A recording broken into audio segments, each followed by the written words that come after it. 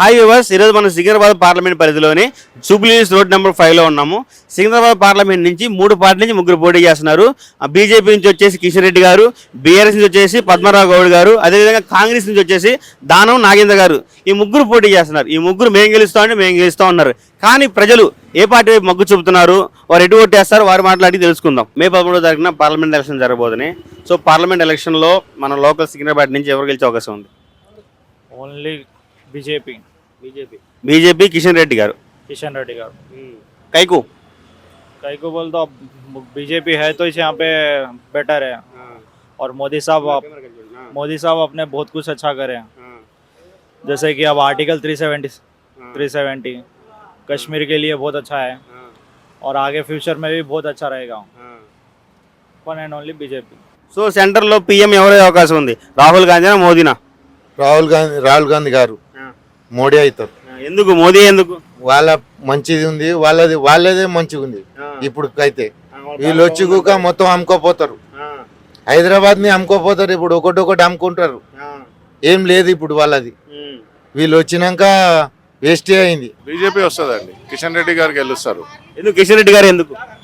Kishan Reddy main option, ఆయననే option ఉంది, ఆయననే వస్తారు. కిషన్ రెడ్డి గారి గురించి చెప్పాలంటే 4 మాటలు మీరు ఏం చెప్తారు? Good person. ఆయన కూడా కింద నుండి పైకి వచ్చిన వాడే. ఈ కింద ప్రాబ్లమ్స్ ఉన్నవి ఆయనకు తెలుసు బాగా. So he can be a better member of parliament. తెలంగాణలో ఎక్కువ ఎంపీ సీట్లు ఏ పార్టీకి వచ్చే అవకాశం ఉంది? ఈసారి బీజేపీ వస్తుందండి. ఈసారి బీజేపీ ఖచ్చితంగా వస్తుంది. సెంట్రల్ వస్తా? సెంట్రల్ ఎవరు గెలుస్తారు? బీజేపీ. బీజేపీకి తప్ప వేరే ఆప్షన్ ఎక్కడుందండి? బీజేపీ తప్ప వేరే ఆప్షన్ ఎక్కడుంది? ఎవరైనా ఆప్షన్ ఉంటే వాళ్ళకి వేయొచ్చు ఓటు, కానీ లేదు ఆప్షన్ అక్కడ కాంగ్రెస్కి ఆ ఆప్షనే లేదు. రాహుల్ గాంధీ ఉన్నంత వరకు కాంగ్రెస్కి ఆప్షన్ లేదు. కాంగ్రెస్ ఆప్షన్ కాదు, బీజేపీ. సో ఇప్పుడు తెలంగాణలో కాంగ్రెస్ పాలన బాగలేదు అంటున్నారు, దానికి మీరేమంటారు? ఖచ్చితంగా అండి. అది ఏదో కన్ఫ్యూజన్లో అయిపోయింది కాంగ్రెస్, అంతే. కన్ఫ్యూజన్లో అయింది కాంగ్రెస్ పాలన. ఎలా కాంగ్రెస్ పాలనలో మొత్తం స్థిరంగా ఉంటుంది, ఏమీ డెవలప్ కాదు, ఏమీ వెనకకు పోదు. ఇక ఈ 5 ఏళ్ళు తెలంగాణ స్థిరంగా ఉంటుంది, అంతే. ఏదో 6 గ్యారెంటీలు ఇచ్చాను, అవి నెరవేరుస్తాను. అవన్నీ వేస్ట్ మాటలు. ఇంతకుముందు చాలా సార్లు అయ్యింది.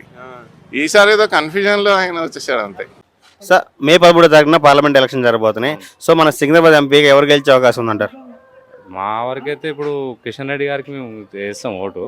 ఎందుకంటే ఇప్పుడు ఆయన 400 సీట్లు గెలిస్తే మనకి రాజ్యాంగం సవరించే అవకాశం ఉందన్నారు కదా, దానికోసమన్నా ఈసారి ప్రయత్నం చేసి ఆయన గెలిపించుకుందామని అందరం కోరుకుంటున్నాం. సో తెలంగాణలో ఏ పార్టీకి ఎక్కువ వచ్చే అవకాశం ఉంది ఎంపీ సీట్లు? గెస్సింగ్ అయితే ఇక ఇప్పుడు ప్రస్తుతానికి ఇక్కడైతే మనం బీజేపీకి తక్కువ మామూలుగా వస్తాయి, పర్వాలేదు. అందరు పోటీ ఉన్నారు కదా, ఈక్వలైజేషన్ రావచ్చు అనుకుంటున్నాం. Thank you.